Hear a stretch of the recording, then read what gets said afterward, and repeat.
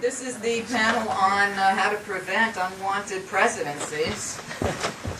And we have quite a distinguished group. We have Bob Fitrakis giving the keynote, editor of Columbus Free Press organization. He's an election fraud attorney. He's a professor. He's a speaker. He's one of the first people after the stolen election of 2000 that was brave enough to come out and question it. So 8 years into my archives back, Bob still lives. We have Richard Hayes Phillips. He's the author of Witness to a Crime, Proof of the Stolen 2004 Ohio Election. His website's witnesstoacrime.com. We have Jeannie Dean. She's an election investigator. She's a videographer. She videotaped the stolen election in Sarasota, 06, and the New Hampshire recount of 2008. We have Jesse Johnson, who's running for president on the Green ticket. And we have Marge Creech, who I don't have any bio info on, so you'll have to blow your own horn to get up, Marge. And Bob, the floor is yours. All right. Having just came from a workshop, I want to make sure I don't overlap with my colleagues up here, many who I've worked with in a variety of other settings. What I'm going to focus on is, since in many cases this stuff ends up on the internet and establishes a permanent base for research, is that if we're going to prevent fraudulent presidencies, fraudulent elections, we've got to look at how elections are rigged and how fraudulent presidents come forward. Number one, let's really start with the Bush family. The Bush family itself. I tend to agree with Kevin Phillips, who in his book American Dynasty pointed out that they were 4 generations of war profiteers. And remember, Kevin Phillips is the modern architect of the Republican Party, sort of the Karl Rove of his day to Richard Nixon. But more importantly, George Herbert Walker Bush really kind of broke an unspoken rule by becoming CIA director and then running for president because of his access to information. But what came with that was some bizarre occurrences with the development of DREs, direct recording electronic devices, and the emergence of computers in American elections, but first actually developed for foreign elections. One of the things you'll see today is there's tremendous emphasis on an incubator that comes out of course, as most of them do, Texas, the so-called election center. Right? The election center, and if you ever find out, Brad Blog had a great picture. It's in a little strip mall, right? It's the election center, right? This is much like my favorite, the American Center for Voting Rights. I was in Ohio during the famed May administrative hearings, the only hearings that occurred under oath following the 2004 election by the notorious felon Bob Ney. In that election, I remember sitting there in the State House, and they announced that they were going to allow a voting right activist to speak. And out marches Mark IV Hearn. And all of us were there saying, has anyone heard of this guy? I mean, who is he? So thanks to the beauty of online searches, you can put in a quick Google search, and it turns out that the American Voting Rights Center was formed, incorporated in Texas, Houston, Texas, on a Thursday, sent out a press release. The former head of the RNC, Republican National Committee, their spokesperson, sent out a press release announcing what a great job they were doing as a voting rights institute. But Mark Thor Hearn, he testifies on Monday. He was the co-counsel of the Bush-Cheney re-election committee, and by his own resume, had never done any election rights or election protection work. And he came out and pointed out what was the real problem. What was the real problem in Ohio? Voter fraud. Not non-transparent for-profit, privately owned machines, but rather voter fraud. And he pointed to Woods County, Ohio. I'm thinking, Woods County? Where is Woods County? It's not one of the big counties. And he claimed there that the NAACP was paying people in crack cocaine. This is not a big urban area. And they actually had come up with an indictment, somebody charging this. Cliff Arnebeck and I were helping the NAACP, saying, we don't know anything about this. Turns out that the guy who brought the charges for, a local Republican operative, who filed the criminal complaint that was waved around and later withdrawn once the hearings were over, is that he had been indemnified. Cliff got this under oath, that he had been paid by a group called the Free Enterprise Foundation, a front organization of the Chamber of Commerce, which promised to pay all costs and indemnify him in this lawsuit, which, by the way, you can't do. And once it was pointed out to him, he withdrew the charges. But not before the myth of voter fraud and the NAACP paying people in crack had gone all over the world. But the real story, which hasn't gone much farther than the Free Press at this point, but that's why I'm here, had a few sympathetic radio shows, is that this small group called the Election Center, working with and helping to incubate and create a variety of other organizations, including the International Foundation for Election Systems. They all got very nice names, the IFES. And through a man named Gary Greenhall, these seeds were planted. Greenhall served as the Federal Elections Commission, on the Federal Elections Commission from 1975 to 1985. And there with a co-worker, Gwen Hoffman, created the International Center on Election Law. And usually these are in strip malls somewhere in Houston, Texas, right there. But they sound very good. The International Center on Election Law and Administration. They also happen to hook up with a man named Tom Wilkie, who also is now on the Election Assistance Commission. So they created this organization in 1983. Now what's interesting, what I like to do is find out where in their 990s did they say they got their money. So in this case, they're founded in 1983, go back in history, during the Reagan and Bush administration, and they were established, their money came from the Bureau of Social Science Research, BSSR. Anybody familiar with the Bureau of Social Science Research? The widely discredited Bureau of Social Science Research, which was a division of the School of Social Science and Public Affairs at American University, which became a nonprofit in 1956. It was used as a propaganda front for a group called the CIA. So you have the vice president with the CIA. Now you have a group, Bureau of Social Science Research, funding the International Center on Election Law. So as we go through this, let me quote the Yale University Library source. They have the archives on the BSSNR. Its major area of study included, quote, communications research, international program evaluation, education research, urban renewal and community relations, military sociology, and the sociology of occupations.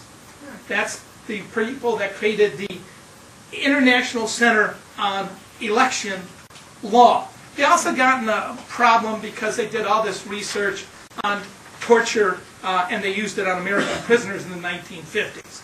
So when this was revealed in the 1980s, they kind of went out of business. But not before they created the International Center on Election Law in the Reagan and Bush years. Christopher Simpson, in his book, The Science of Coercion, from the not-to-be-trusted Oxford University Press, but major academic work, quote, documents the CIA clandestinely underwrote the Bureau of Social Science Research and their studies on torture. Those are the people who created and started the initial push for electronic voting in the United States at the International Center on Election Law. Wow. So, Surprise. Yeah, it's a real shocker here. Yeah. By 1985, the BSSR, because of the Research and Freedom of Information Act, was under tremendous fire. Vermont Secretary of State and others were given cover to Greenhold and others that were associated with it. And there's all sorts of interesting ties, including some to a group of leadership around Morton Blackwell and a leadership institute that was held at Karl Rove's alma mater, George Mason, which he attended for a brief period of time, which got together a lot of people as leaders in the field of election. But these are all Republican operatives, tied particularly to the Bush family. As we move forward, it gets more interesting because in the 1980 primary, when Bush is running as the first CIA director to ever run with Ronald Reagan, what happens in that primary, very interesting, is that Bush is up by 6-7 points, and it's the first time they were using central computer tabulators, the mainframes, which then froze up, giving Bush an unexpected visit in Iowa. This also happens again later in 1988 in New Hampshire, the first time they used DRE machines. But when Ronald Reagan becomes president, one of the first things he does is Ronald Reagan has an executive order, 1984. Actually, the Manchester Union Leader, that notoriously conservative newspaper, writes about this. This is the 1980 primary. Let me quote what they said. Quote, "The Bush operation has all the smell of a CIA covert operation. Strange aspects of the Iowa operation include a long, slow count, and then the computers broke down at a very convenient point with Bush having a 6% bulge over Reagan." Sounds very similar to parts of Ohio and, of course, other areas like Florida, with the votes being subtracted, other votes being added by computer. So you had the same problem in 1980. So in 1984, President Reagan signs the National Security Directive Decision, NSDD 245. A year later, the New York Times reports, quote, that Reagan sent a secret directive to a branch of the National Security Agency investigating whether a computer program that counted more than 1/3 of all the votes in the United States in 1984 is vulnerable to fraudulent manipulation. That's still top secret. I might add that every study since then, General Accounting Office, Johns Hopkins, Princeton, Everest study, etc., every single study has showed that, shockingly, non-transparent computers can be programmed and hacked. Apparently there's this occupation that's called computer programmers, and you can actually program these computers to get the results out that you want. Every single study has shown that you can program computers. But that's not a problem, right, in our system. We've created them so they're privately owned. No, in many cases, no paper trail, and can't be audited. It's faith-based voting, or what we like to call push and pray. Push and pray. So, in those scenarios, these are the people, right? And later, the expansion of the International Foundation for Election Services, which was the new name of the organization that reappears. The International Foundation for Election Services ends up essentially being funded by a different group. Some of you may recall this name, the National Endowment for Democracy. Think back to Iran-Contra, the people that secretly brought up La Prensa and panicked the population when we were trying to get rid of the government, and the ones that later created UNO, right, the large coalition that defeated the Sandinistas. Yeah. So this is the new funding organization, right? Another CIA front. So these are the people that are bringing computers. And in 1988, for the first time ever, John Sununu, who owns a computer company, campaign manager for Bush in New Hampshire, brings in DREs for the first time in New Hampshire. And what happened there is the stuff of legend. Is Bob Dole's winning by 8 points in the last tracking poll, and a day or so later, Bush wins by 9. An unexplained 17-point shift, of which the Washington Post wrote, "No one could foresee this tremendous," they should have asked the programmer, this tremendous grassroots surge for George Bush. You know, but leading calls, I think for the first time, is a saying we later used in Ohio, you know, the election ain't over till the cyber vote comes in. So, within those scenarios, you've had problems with these machines from the beginning. In the Philippines, in the 1980s, they were caught red-handed bringing in large tapes for the mainframe computers because Aquino was beating Marcos. The only reason we know about that is Richard Lugar, a Republican senator, blew the whistle. You can find this in the book, The Power Game by Hedrick Smith, or on the tape 4-part series, Power Game, the Presidency, where essentially, and the only reason they knew is because the workers actually walked out. They refused to put in the correct and new proper tapes that were reversing the election results. In 1992, when I ran for Congress, back before I was an independent and a Green, my votes were flipped in the 55th precinct. This is done by, it's called recalibration or ballot definition. These were the famed Danaher's or Shooptronics. And they're a well-trusted machine for certain things, right? I would point out for the record is Ransom Shoup was only convicted twice of election tampering in Philadelphia. And that was not on electronic machines, so we should give him the benefit of a doubt in these situations. So, on one basic level, you now have private, for-profit companies with overwhelming ties to the Bush family, now transferred to John McCain. They control these machines, non-transparencies, where statistically you get bizarre rates of undervotes, overvotes, so-called mainstream for-profit media, corporate media, recalibration, the votes actually flip. This came in with the CIA director and his not-so-bright son from a family that's 4 generations of war profiteers. Mm-hmm. And with those rigged elections comes an illegal occupation of Iraq, record oil profits, and a variety of other things that could not have been done without the rigging of the elections, which goes back directly to the CIA-connected funding to these groups that have brought these machines to us, and they try to sell them as high-tech, big and shiny. You're a Luddite, if you don't want these machines. They're quick, they're shiny. I've seen so many of these interviews, they take on a tone like, old people, yeah, they're big old broad machines, you just push them. Well, the question is, when the exit polls, the international gold standard for theft in election, are only wrong 3 times in history. And the only thing in common is when a Bush is running, 1992, 2000, and 2004.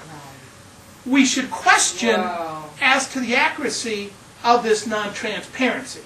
And what we really need to do is to rage against these machines, because what the CIA called these machines, what they called rigging operations in the Third World when they were bringing these machines in, is they called them benign operations, because you can have a coup without blood, a friendly or benign coup. They were brought in for election rigging in the Third World, that which used to be done covertly, now being done overtly in the United States. And we're socialized not to believe it, but believe it. These machines are the death of democracy. Whoa. Thank you. Oh, all right.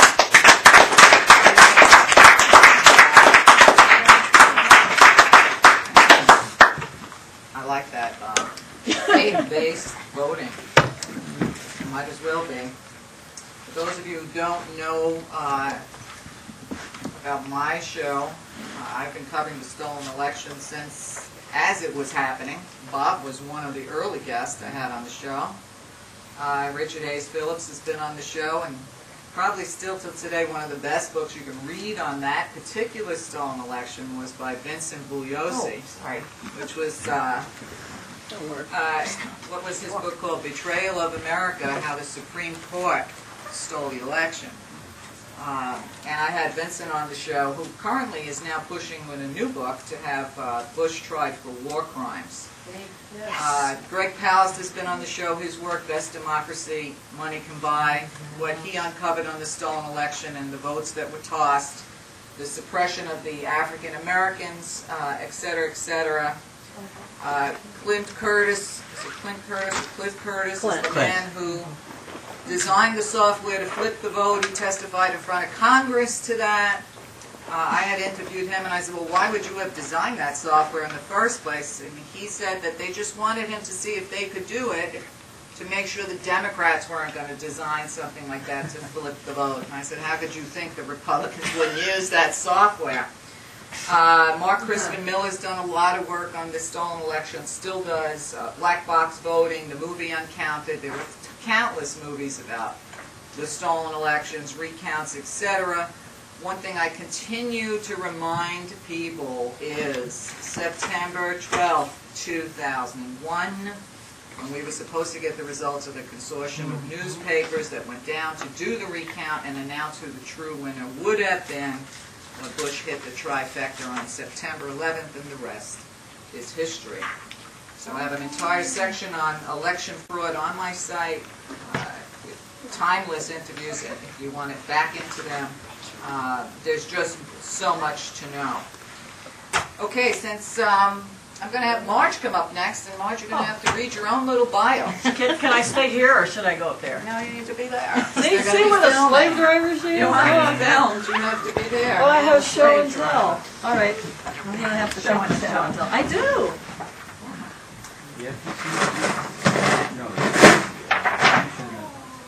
It makes it more interesting.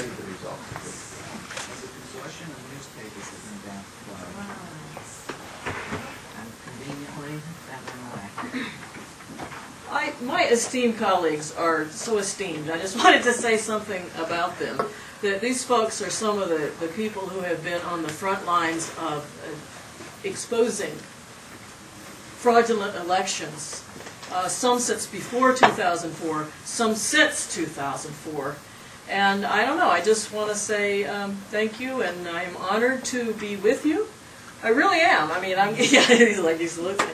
I'm Marge Creech. I think, did I say that? Wait, I'll say it again. I'm Marge Creech. That's 3 times. And I'm with the Election Defense Alliance. It's electiondefensealliance.org. We are an organization, a national organization, and we try to be an umbrella group. So you don't have to join and we'll tell you what to do. We can, or you can just affiliate. So that's my organization. I don't want to talk too much because, like I said, these guys are good. So I'm going to do my show and tell, okay? Bob ended up with, get rid of the machines, destroy the machines. What's the 70s phrase? Rage against the machines. Rage against the machine. And they didn't mean voting machines, as I recall. They meant the machine that is the government, the machine that, I don't have to tell you guys. You're from some of you have been around since the 70s. I sure have. So, Jeannie Dean, my friend from Sarasota, Florida, made this poster. So this is my first show and tell. And we called it, she calls it, Danny Diebold, misspelled Diebold on purpose. We thought that might make it less likely to get sued or something. So, I love this. Danny Diebold standing in an alley. Like I don't know if I can explain this to you, but you might not get to see it. And he's saying, we'll flip votes for cash and influence. There is enough evidence, folks, for it to be classified as this is what happened. This is the truth. Votes can be flipped by these machines. And it's just too coincidental that they all seem to go, almost all, go one direction, at least 95%, usually against the liberal candidate in various elections, that votes are flipped. It's happened enough. It's not just on Diebold, I'm not here to trash Diebold. This is a Diebold representative here, hiding out. It's all the machines. It's ES&S. It's Hart Intercivic. It's Sequoia. Which one did I miss? You missed Danaher. It's just about gone. Diebold, Sequoia, Hart, Intercivic, and that's it, right? 4 biggies That'll and work. then lots of little ones in there. Anyway, poor little Danny sees the writing on the wall, because we actually believe that touchscreens are on their way out, and that the people who are rigging elections know this. Oh, they won't be out by '08, but we do believe they're going out. They see the writing on the wall, and I've talked to people in the election reform movement that says they are way ahead of us. They are way ahead of us, the people that want to rig elections. It's not going to be touchscreen machines anymore. It's going to be myriad other ways. And but we're behind. Democrats, liberals, progressives, I hear this all the time say, we just need optical scanners. And I say to that, that's better than, Bush Sr. might be better than Bush Jr. That's debatable. Eisenhower is starting to look really good. Reagan's looking good. So optical scanners, yeah, better than, because you have a real paper ballot that the voter fills out. If you have a touchscreen machine, and some of them don't have paper rolls, but in Ohio they have a paper trail, which Jeannie has depicted here as a roll of toilet paper, because that's about what we think it's good for. They rip, they can't be used in an audit or a recount reliably, but the big problem with these paper trails is when people... Why can't they be used Reliably? Yeah. Well, it's been shown that as much as 20% of them are torn when we get them, or the machine kept them, and so we couldn't use them. Oh. Now the real Put it problem, backwards.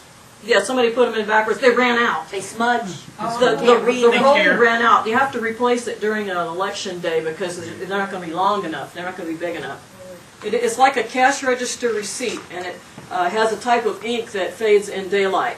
That's sort of an analogy, isn't it? It fades when you put these things into the light of day. The information that we want to prove the election happened the way the machine said it did fades. The truth fades.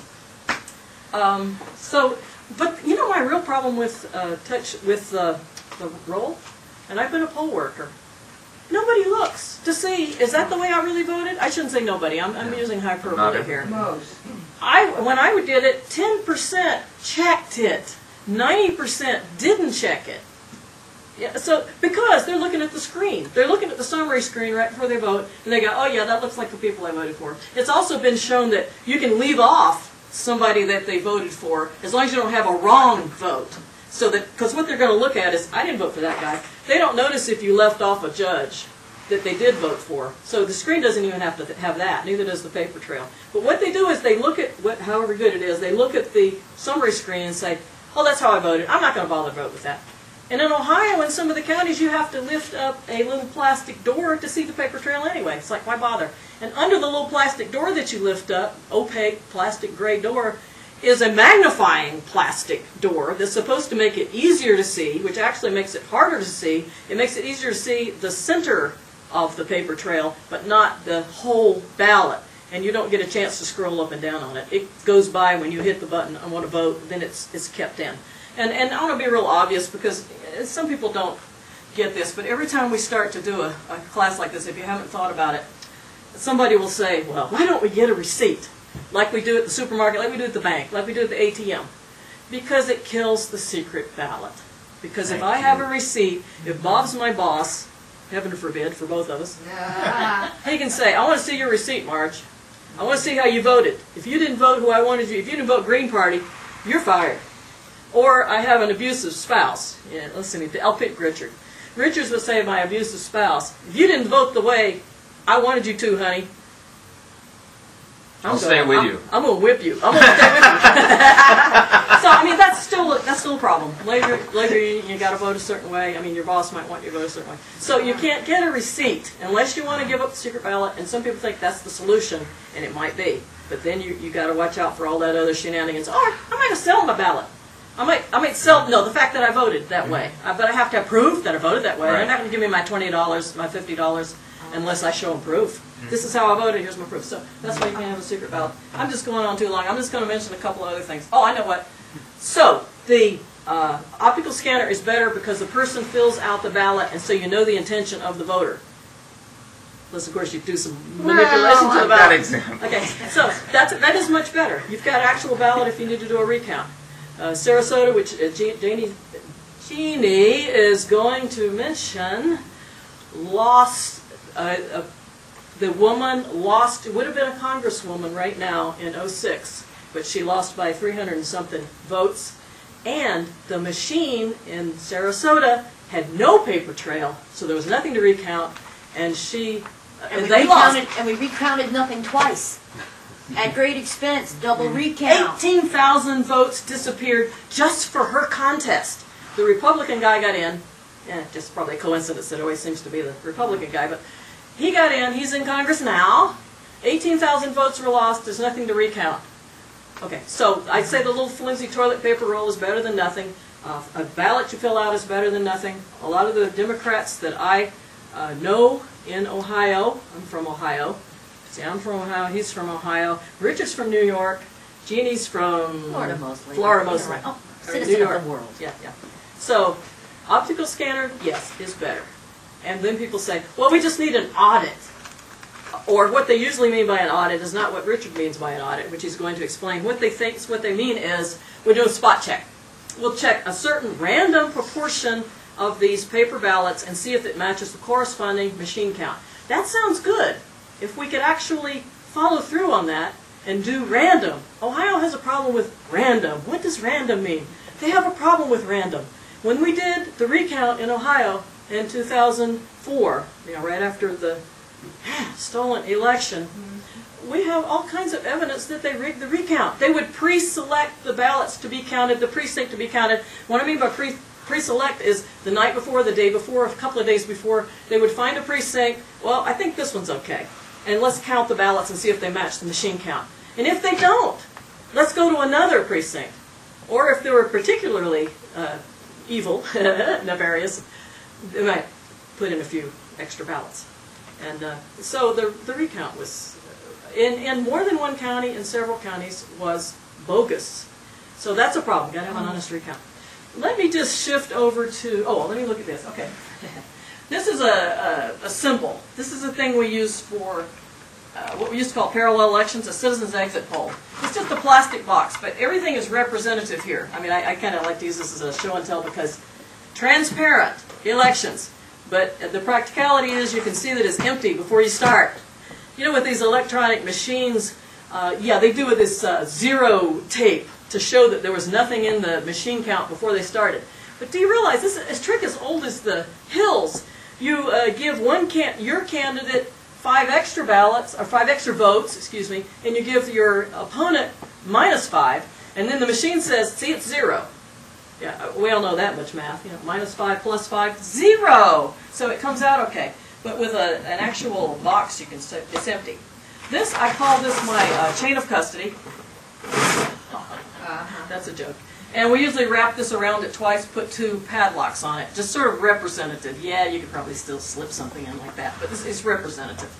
And as Bob has pointed out, or as some of our other speakers will, chain of custody is a serious problem, but there is a solution that nobody wants to look at. The problem is, chain of custody means who takes care of the ballots. It's real simple. Or if they're in the memory card, if you actually think the memory card's going to have it recorded correctly, who's taking the memory cards, it's like a little ballot box, electronic ballot box, back to the Board of Elections to be counted. Not just that one, but many of them. Who's watching it? Who's watching the optical scan ballots, in case you want to use them for a spot check or an audit or whatever you want to call it? Who's watching it? What room is it in? Who's got keys to the room? What kind of boxes are used? This is actually, I thought this was sort of rinky-dink when we used them for citizen exit polling. We thought this is just rinky-dink and you could cup. And then I saw what they had in New Hampshire. Cardboard boxes, and when they got them for the recount in the primary, they were falling apart. 8-inch slits in the top. Slits in them in the wrong places. So this is actually good. And I got one more piece on, if I can find it, chain of custody. This was back in 04 when I was helping with the recount then. That's how I got involved in this thing. for the cards. These are the punch cards. They're kept in a big box, kind of like a long shoe box. And they have some kind of cardboard, but sturdy cardboard. They're like sturdy cardboard. Actually, I think they might be metal. Were they metal, Bob? Anyway, they look sturdy. They look pretty good. And the lock they have on them is this. Okay, it's plastic.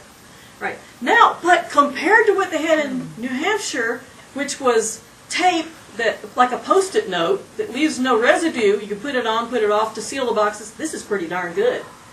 This one's kind of cool, I think. I asked her if I could have some. I didn't steal them when I was doing the recount. One of the election officials who really had nothing to hide. I'm not saying all election officials are crooked in Ohio. We don't want you to think that. It's not true. It only takes a few, though. This has a little arrow thing on the end. I'll pass it around if anybody wants to see it. It's like show and tell. And it goes in here, and once it's closed, it doesn't pull back out. Now, of course, I could take fingernail clips and open it up again. But the other part is it has a 5-digit number.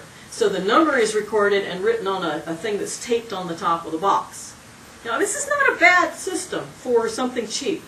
And whenever it's removed and a different one is put on there, then the two poll workers, always has to be a Democrat or a Republican, as if those people would never be in cahoots. Right. Never a Green Party or a Libertarian has to sign, this is the new number we put on. This is the number we took off. Because they do get to open the boxes and see, count them, recount them, look for hanging chads, all that. But I started thinking about this, and I started messing around with these. I had about 10 of them. I was playing with them. You can cut them, and then you put a spot of super glue in and hold it back together, and it goes back together. So you can take the ballots out and mess around with them, swap a few out, punch a few holes. And every one of these boards of elections have this little stylus. They go, oh, we have one of those lying around where they can punch these things out. You don't have to put it in a voting machine. Well, and they say, well, we need to remake ballots that are spoiled. What does that mean? I don't know. They're ripped up or something. So they can remake ballots that are spoiled. So they have these little styluses lying around. I always like that. But then I started thinking about this. What other ways that you could change this if you had custody of the box of ballots? I thought, well, what if, not that anybody's doing conspiracy here, but what if you had these that had the same number, the same exact 5 digits, and that's what you gave the precincts, but you had different ones, and you carried them in your pocket, and you're the one carrying the box of ballots to the, and then you open it up and you go, oh yeah, wait a minute, I got 10 of these in here, I got to find the one that just like the one I took off. Yeah, okay, I'm just a conspiracy theorist, so maybe that's how it goes. But there's more than one way to rig an election, and I think you're going to hear it from some of our folks. Mr. Johnson here. Oh, she's doing me in. Okay. That's my job. No, I wasn't going to say that. What I was going to say is one way to rig an election is to say we only have 2 parties and not allow anybody else to speak, or not allow anybody else to do their presentation. Thank you. Absolutely. Well, let me take this out of here. I like your box. You may want to see this. It's really fun. If you close it, it's okay. I'll just use super glue. Stolen elections have been happening since the beginning of time in this country. Lyndon Johnson used to go around and write out ballots from dead people in his county and stuff ballots. He got caught at it. Didn't stop him from eventually stealing the presidency. But that's a story for another day. The truth of the matter is, he who counts the votes wins. That's the bottom line. I think whether you have a receipt for your vote or you don't doesn't really matter. When you were talking, Marge, I wanted to laugh because when you said, if you get a receipt and you got a dastardly husband or boss that wants to see your receipt, it kind of reminded me of a story of once when I was still married many moons ago. My husband said to me, "What's your password for your computer?" Ooh. And I said, none of your business. Ooh. And he says, well, I'm not going to look at it. I just want to know what your password is. And I said, keep on walking. So, you could do the same thing for somebody that wants to see your receipt. But, there's a lot of problems with who counts the vote. I think one of the problems we have is that we don't have a standardized form across the United States for the vote. There should be a picture of it across the country in the newspaper with simple explanations. Just to use a number 2 pencil and fill out the little box like we had to do on every test we ever took in school. I think people could figure that out. And I think the vote should be counted on live television, which is a waste of time anyway. by 6th graders. There you go. We picked one 6th grade class in every county because I think we can trust children. We put them on TV, which Good they idea. love to do, and we film it, and it's recorded, so any adult who thinks the election was stolen can sit there and watch hours and hours of kids, in between picking their boogers and counting the vote. And I think we would have a clean vote. Anyway, that's just my thoughts on that. It's an idea. I mean, we watch TV all day. There's nothing but pure garbage on it. People who watch the Home Shopping Network forever, let them count the vote. Let's get grandmas, grandmas in nursing homes to take these 6th grade kids and just watch them, just give them a lot of peanut butter and jelly, a lot of sugar. They'll get it done really quick, and we can all watch it on TV. Okay, our next speaker is Richard Hayes Phillips. So it's your turn, Rich. You're up. She decides the order. I am, or have become, the leading forensic investigator of the 2004 presidential election in Ohio. I didn't mean to do this, but obviously fraudulent election results from Cleveland showed up in my email inbox one night, and this made me a witness to a crime with a duty to report it. The reason I was able to do a forensic investigation in Ohio is because in 2004, 85% of the votes were cast on paper. And while there was rigging in electronic voting machines as well, in Youngstown I was able to show that the computers were actually programmed so that the touchscreens would default to President Bush. Oh my God. And in Franklin County, where carry votes would fade from the screen, I was able to show that there were about 3,000 more undervotes for president than would have been the case if the same percentage had prevailed as in 2000. But most of what I did was to investigate counties that had paper ballots. Now, the first thing I had seen was these notorious precincts in Cleveland where extraordinary numbers of votes were turning up for third-party candidates. Michael Prout or Michael Badnarik, no offense to our Green Party candidate here, these people were little-known candidates for president from the Constitution and Libertarian parties, getting, in some cases, 30 or 40% of the vote in precincts that had voted almost 100% for Al Gore in 2000. Well, here's the mechanism. In Ohio, the sequence in which the candidates' names appear on the ballot is required by law to rotate from precinct to precinct. They're listed alphabetically in the first precinct on the county's precinct canvass records. And then in the second precinct, the guy on the top goes to the bottom, the others move up one, and so on.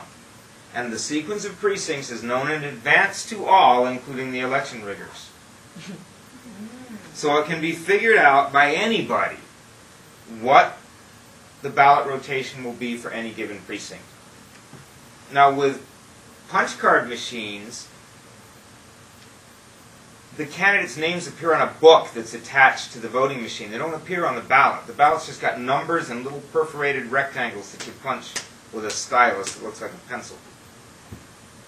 And what happened in Cleveland and in Akron is that in polling places with multiple precincts, where several precincts voted in the same polling place, voters were allowed by accident or sometimes by design to go to the wrong voting machine intended for a different precinct where the candidates were listed in a different sequence than they would be counted when that ballot got put in the correct box by the voter before walking out of the polling place. And we have photographic proof of ballots going from Kerry to Bush, to Perutka, to Badnarik, and even to Ralph Nader, who was disqualified from the ballot. I mean, do you really think 80 voters in Precinct 6M lined up for an hour or longer to vote for a candidate disqualified for president? We also saw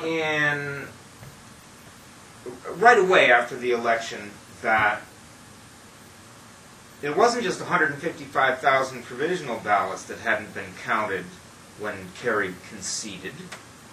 There were also 93,000 regular ballots cast on Election Day that had not been counted, or at least had shown no vote for president. There were 250,000 uncounted votes in Ohio when Kerry conceded. Now, out of those 93,000 ballots cast by regular voters, most were punch cards. And these uncounted votes were highly concentrated in precincts that voted overwhelmingly for John Kerry. And when I started looking at the ballots, separating out all the undervotes and overvotes in the urban counties to try to figure out how this could have happened, Hanging Chads was not the story. Most of these ballots had 2 or more punches for president. What? Most of these ballots had 2 or more punches for president. One for John Kerry, or sometimes for Bush, and one for Michael Badnarik or Michael Perutka. We have sworn affidavits, and there are also complaints on the Election Protection website from voters who swear that they were given punch cards on Election Day with a punch already made for president. These are the people who looked at their ballot in advance and actually knew enough about it to realize that punch shouldn't be there, because there's 3 little punches at the bottom of the ballot signifying absolutely nothing, but serving to obfuscate the extra punch in the presidential column. I don't know how many of these overvotes were fraudulent, but we know that some of them were. And this happened with great frequency in precincts in 8 urban counties that voted otherwise overwhelmingly for John Kerry. I mean, I've got lists in the book. Here's Cincinnati, the percentage of uncounted ballots, precinct after precinct, 19%, 14%, 12%, in the most hotly contested presidential election in my lifetime. I don't believe that 19% of the voters in any precinct couldn't make up their minds between Bush and Kerry, or else couldn't make up their minds between Kerry and, say, Michael Perutka, and decided to vote for both of them and spoil their own ballots. Well, that's pretty much how the blue counties were rigged. There's a number of stories in red counties that I should tell you. And let me preface this by saying much more briefly than I did 2 hours ago what constitutes an audit. You don't just take precincts randomly selected and recount the votes to see if the tabulator was functioning properly. That's not an audit. We ask to see all the records. The ballots, including all the ballots, voted, spoiled, and unused. We ask to see the poll books, the voter signature books, the ballot accounting charts, the invoices, the packing slips from the printer who makes the ballots. I mean, the number of ballots in the box is supposed to equal the number of people who voted according to the poll books and voter signature books. If you don't look at those books, you're not conducting an audit. You don't know if there's too many ballots or too few. If you don't compare one county to another, you have no frame of reference, nothing to compare to. You don't know if ballots are counterfeit. And if you don't look at all the marks on a ballot, such as optical scan ballots, to see if they're all made by the same hand, you have no way of knowing if the voter's ballot has been altered. And I have 2 notorious examples from Claremont County of optical scan ballots altered after the fact. These are big enough you can probably see them from back there. The one on the right, here's a mark for John Kerry. The whole ballot shows me that the same type of mark is done for the other offices. And here's a smear over the mark for Michael Badnarik, turning a Kerry vote into an overvote. 2 votes for president. Cancel out. Here's another ballot from Claremont County with the mark for John Kerry covered over by a little white sticker. And the mark for Bush filled in by a hand other than that of the voter. The sticker appears brown because we put this up on a window to let the light shine through so we could show that this ballot was marked underneath the sticker. It was a little hard to audit Claremont County. They made an obvious attempt to destroy these stickered ballots because the witnesses from the Green Party to the recount saw many of them, and yet only 1 surviving stickered presidential ballot was found. I found 9 others for other offices. So what had obviously happened is that the Board of Elections dipped into their stash of unused ballots and replaced the stickered ballots with pristine remakes, but then they didn't have enough unused ballots to survive an audit, so they had to destroy those. They had to destroy the ballot stubs that would have identified whether or not the ballots were actually the ones handed to the voters. And then, because they hadn't recorded the ballot stub numbers in the voter signature books, they had to destroy those too. My question is why they waited until after we photographed the records to destroy them. But I also found out in Claremont County, from the way the ballots were marked, yes, they marked absentee ballots in the corner. If they were precincts that were hand counted in December, they were marked by hand. If they were precincts that were machine counted, they were marked with a rubber stamp, little red smiley face, not attributable to any person. That tells me that they knew no later than Election Day which precincts were going to be hand counted in December if this election should go to a recount. They didn't just decide in December, they knew on November 2nd, because the ballots were marked differently for those precincts. We had another optical scan county, Miami County, where when we compared the official results with the voter signature books and with the computerized voter database provided by the upright director of the Board of Elections, the official results were wrong in all 82 precincts. Not just the one with the miraculous 98.55% turnout, but in every single precinct.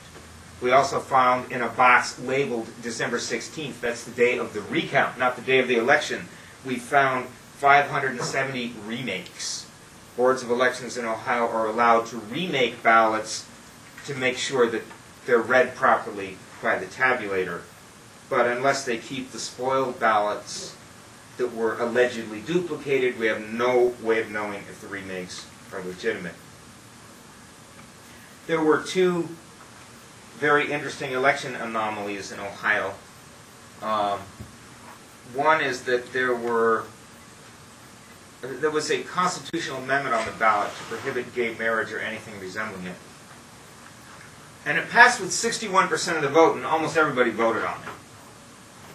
Whereas Bush got only 51% of the vote officially.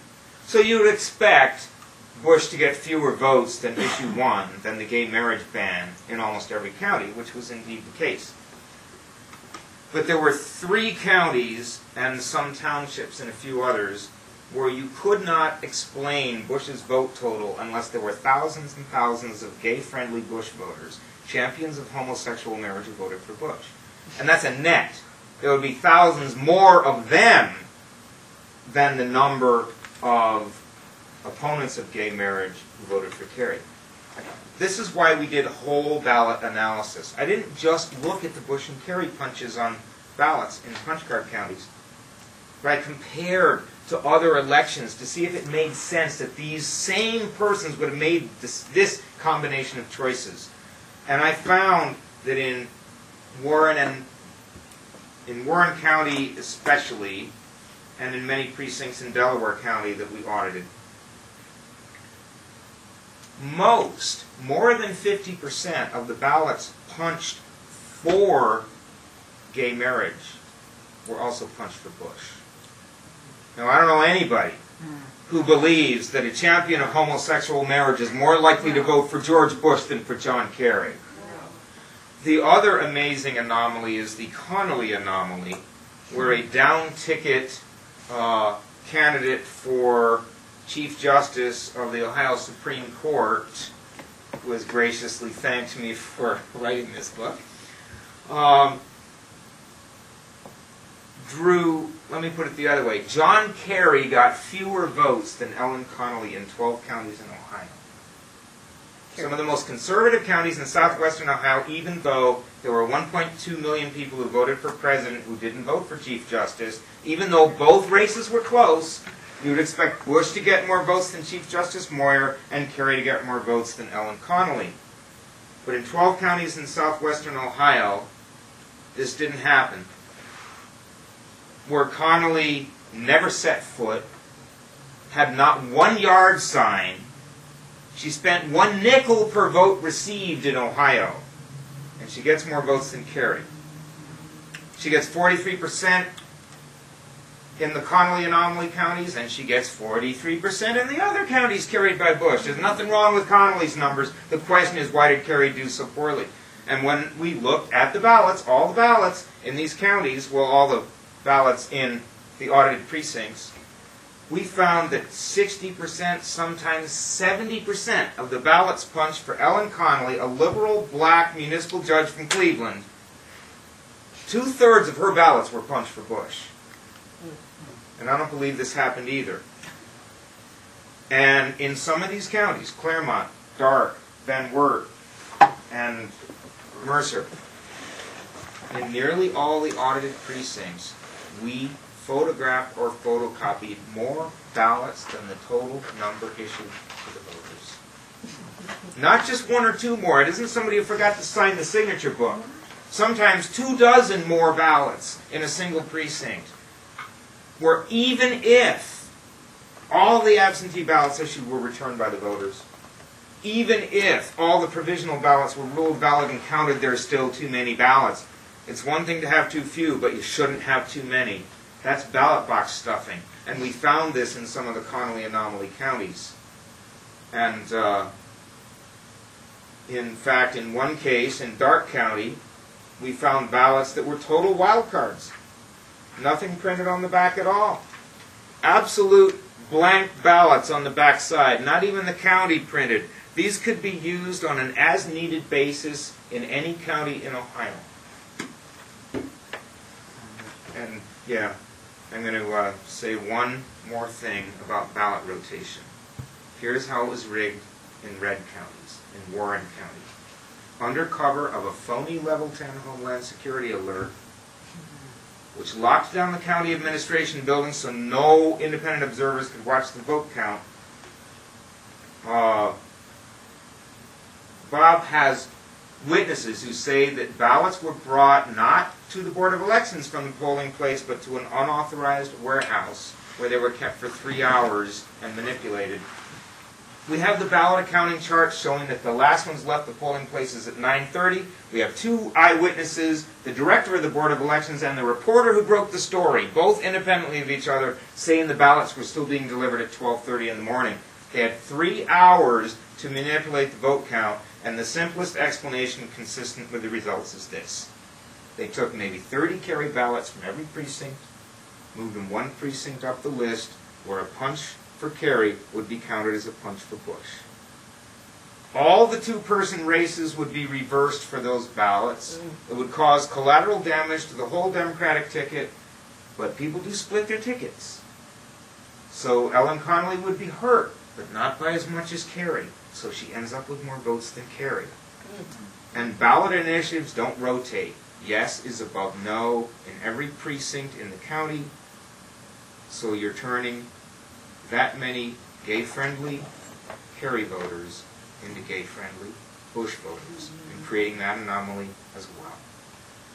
There's much more to the story. You're welcome to see it in Witness to a Crime with a CD with 1,200 images of evidence from Ohio in the back. Thank you very much. Right.